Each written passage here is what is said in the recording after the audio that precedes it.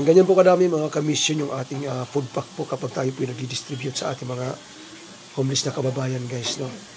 Marami po yung 100 peraso po yan. Ito ang laman po yan ay chicken at saka rice.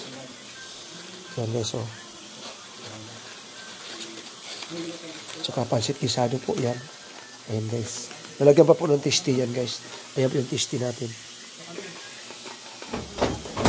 Pinapasalamatan ko nga po pala ang ating napakabait na sponsor guys, Alls TV ng Toronto, Canada. Maraming salamat Sir Alls at sa buong pamilya mo, more blessings po. So ayan po yung ating food pack guys, napakarami guys, di ba? Mga kamisyon.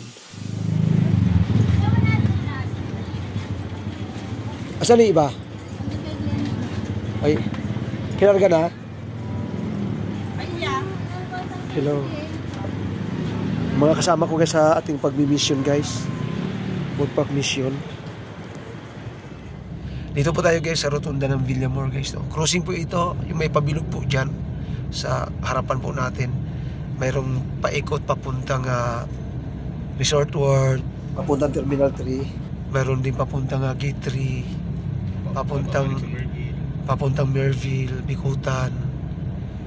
Ganun. At yun.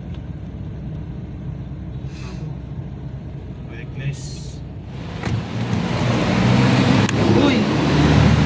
Saraduan mo ako.